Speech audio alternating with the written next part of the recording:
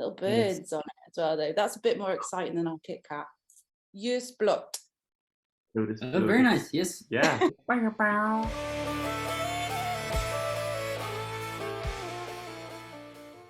So good afternoon, Gangar. Pronoun da. It's lovely to be speaking with you today.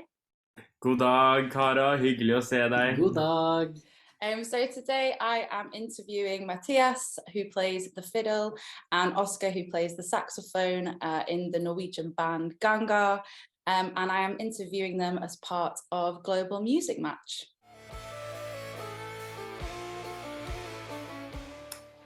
So we were supposed to play at Blot, which is a student festival for folk music. And our teacher gave us the task to put together bands with folks from different genres to put folk music in a different kind of setting than we usually would play. So I asked two close friends from the conservatory and two guys that I went to high school with if they wanted to join in. And we've been the same formation ever since. And it's stuck. That was in 2020. Yeah, fall of 2020. I mean, we didn't actually play because of the pandemic. We didn't actually play a concert until summer 2021. Is that correct? Yeah. Yeah. We'd sit in people's basements and just like try to figure out these tunes, you know. And so we had a lot of time to kind of prepare material. And then when we had our first concert, we had a lot of ready arranged stuff. So yeah. Gangar has a very unique sound, a very eclectic sound. How would you describe your music to somebody that's never heard it before? Well, it's traditional Norwegian melodies that are arranged with influences from heavy metal, rock and roll, jazz, funk, and all the kind of music that so many people know and love. But it puts both of the musics and types of music in different areas because the melodies are so different from usual pop melodies or rock melodies, so that the accompaniments go in different directions. And the other way, like these Norwegian folk tunes suddenly are harmonized and everything and rocked up with drum beats and all that. So it's really putting it in a new situation. If we were to put it in a box, we would call it folk rock or trad rock.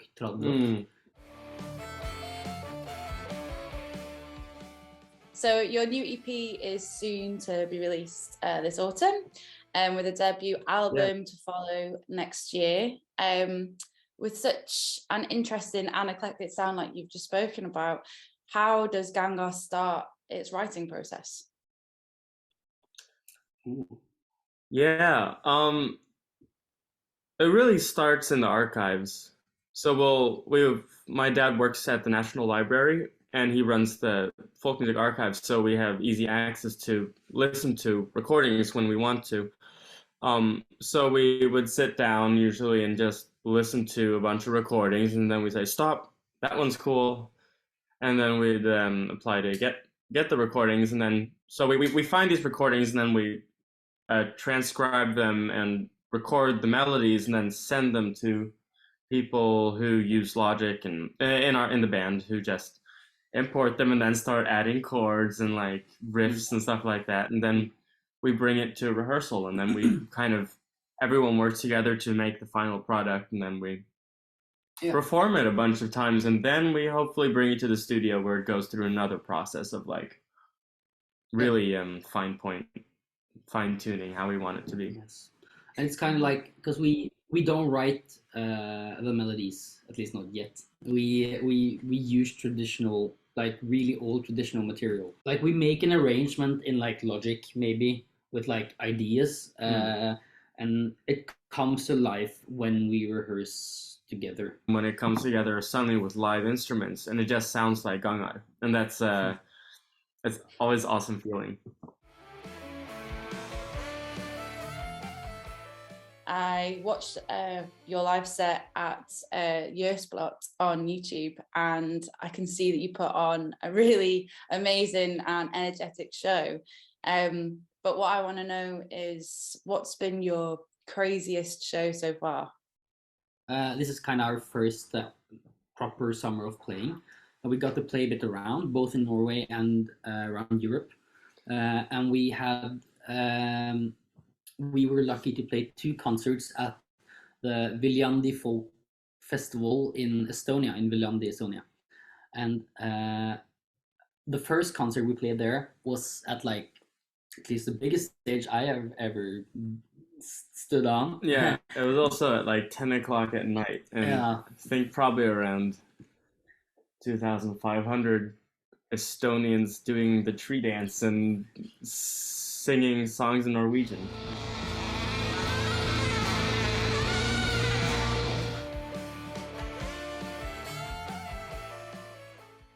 You're playing Folklam in Riksen, Norway, in November. But if you could play any venue, festival in any country, what venue or festival would it be? I'd say the Roskilde Festival in Denmark is absolutely one of the one like the childhood dream. I guess I have never really thought of specific arenas, but I just want to. I mean, I want to aim for play for one day. I'd like to play for like 20,000. That would be awesome.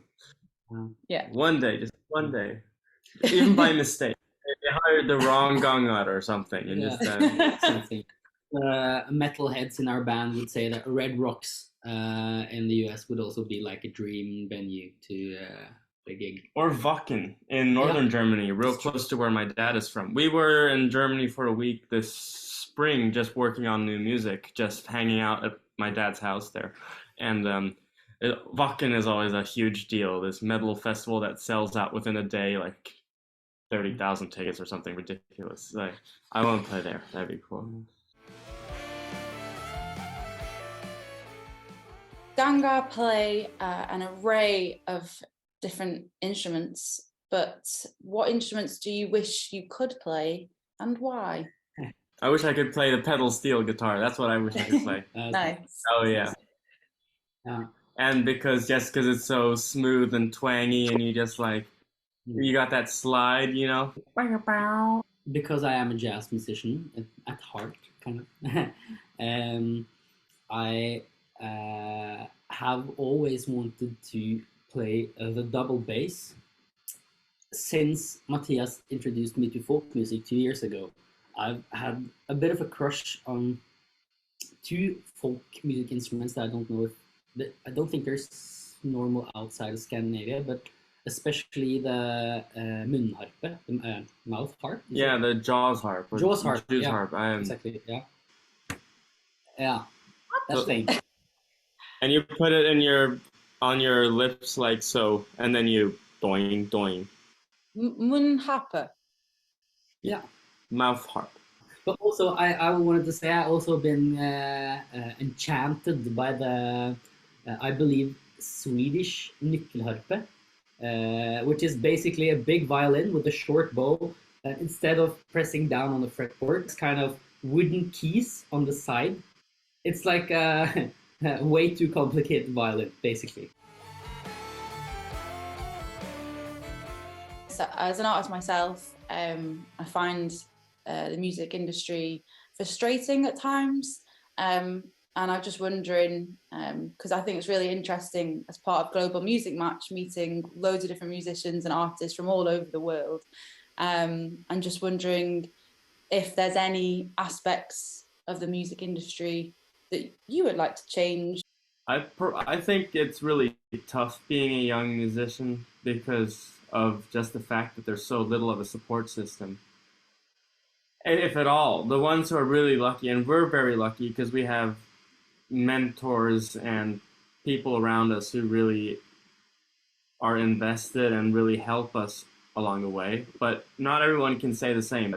In an ideal world, more of a support system, so musicians could be musicians and not business people, would be wonderful. Some of the more commercial parts of music industry, maybe perhaps in like the pop genres, are a bit too fixated on, in my opinion, money and appearance rather than music. That's a shame, I think, sometimes. when recording your new upcoming EP, what was your favourite snack whilst in the studio? Oh, so I had streptococcus, as we say. Strep throat. Yes, I was really sick Oh no! when we had like we had 2 or 3 days to we had to hammer it all out, and so meaning I didn't have time to be sick. So my favorite snack was strepsils and hostesaft. I think for the rest of us, we had like these small like granola bars with chocolate covering like the bottom of them, so not too sweet, but like those little energy kicks. We had, and also our trick for the weekend, which we would recommend to anyone out there recording music who likes beer, was to buy what we call letøl, or light beer, with very little alcohol in it. Like probably it's about 2%, right? Yeah. So that's what we would drink during the night, so we'd be in top shape the day after, but still could kind of have the feeling of sitting around with the guys drinking a couple beers. So I'm based in London, and I took a trip to Oxford Circus yesterday to go to Scandi Kitchen to find myself a Norwegian snack that I would try on during this interview. So I have Kvikk Lunsj. Is that right? Yeah, perfect. And I think it's pretty similar to a British Kit Kat. Yeah, it looks pretty much like a Kit Kat. It's got little birds on it as well, though. That's a bit more exciting than our Kit Kat. Comment is that they're really good. They're like really cold. You know, like you've been out in the snow and they're like a little extra crunchy. I like that. It's really good. Really good. The chocolate. I'm sorry, Kit Kat, but the chocolate is better than the chocolate on a Kit Kat. Definitely. We agree.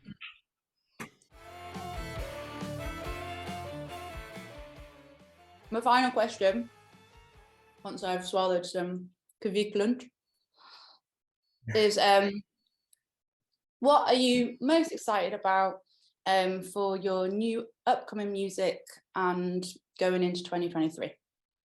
Yeah. So first of all, it's our like first time releasing music at all, like anything that's been like professionally mixed or mastered. So we're really looking forward to just getting our music heard. We're excited to see how people receive it. If it gets some reviews and if it gets some streams, and kind of get an indicator of kind of like, because there's not that many people in our industry or in our kind of niche, so like kind of hard to say what the standard is for like how many people want to listen. And we're also going to record the album like just a few weeks after we drop the EP, so that will be very exciting to have like a full-length project. Well, thank you so much for talking with me today, Gangar. It's been an absolute pleasure. And thank you as well for introducing me to Kvikk Lunsj. And good luck with the rest of your releases and the album. Thanks so much. It's been great. Yes. Hurra! Bye. Ha det bra. I always feel a bit awkward, like at the end of a call.